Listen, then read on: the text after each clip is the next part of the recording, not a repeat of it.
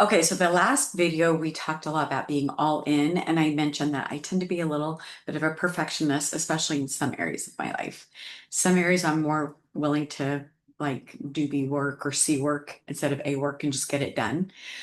So a book that really, really helped me was called The Gap in the Gain by Dr. Benjamin Hardy. And I highly, highly recommend reading the book.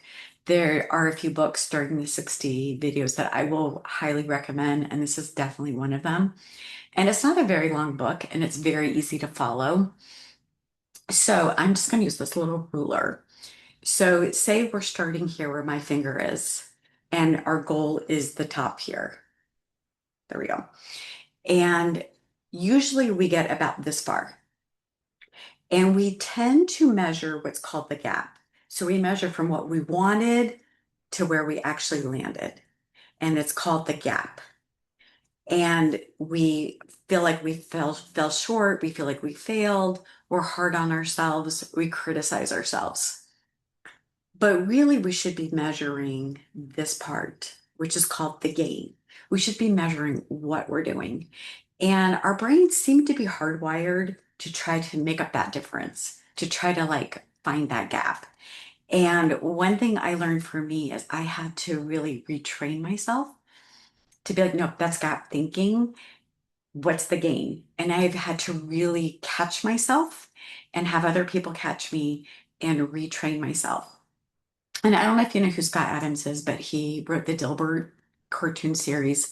And he also wrote several books. And one of them is called Reframe Your Brain. And basically, the whole book, that's what it's talking about, is learning how to reframe how you see everything. And you want to see you want to see your failures as actually accomplishments because you learned something in there. You accomplished something in there. Even though you didn't maybe go all the way that where you wanted to go, you were able to do something and learn something. And so my challenge to you is to find those ways that you feel like you're failing. Anything you feel like you're failing in, that's where you need to apply this because you are trained for gap thinking in that area. And like for me, for example, it's my health. Like I'm always, oh, I ate the sugar today. I whatever. And I forget that I also ate a salad and eat lots of vegetables and eat lots of protein and exercised and or maybe I only exercised for 10 minutes and I really wanted 30 minutes. Whatever it is where you feel like you're falling short, I highly recommend you training your brain to see what you actually accomplished and retraining that. So several years ago, I did this. I don't know why. I just decided to do 20 push-ups a day. And really, I'm not a push-up kind of person. So don't get the wrong idea because I'm saying this. And when I say 20 push-ups, I mean 20 very modified push-ups.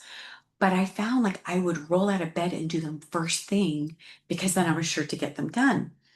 Funny thing happened as I started doing these push-ups every day, especially first thing in the morning, because there is some science behind doing something first thing in the morning that makes you set yourself up for success because you see yourself as someone who does hard things. Because for me, doing push-ups, it's a hard thing. And when I started my day doing that, then I could start seeing myself as someone who did hard things. And I started finding myself doing more workouts. And I actually that year got in really good shape. And it just started with 20 push-ups a day. And I always said, I'm going to write a book called Just 20 Push-ups a Day, but I'm going to cross out the word just because any little bit you do really is enough to build momentum. And I will be doing another video on momentum because I'm a big believer in that. So anyway, I hope this helps. Read The Gap in the Gain by Dr. Benjamin Hardy. Highly, highly recommend. It was very life-changing for me. And see you in the next video.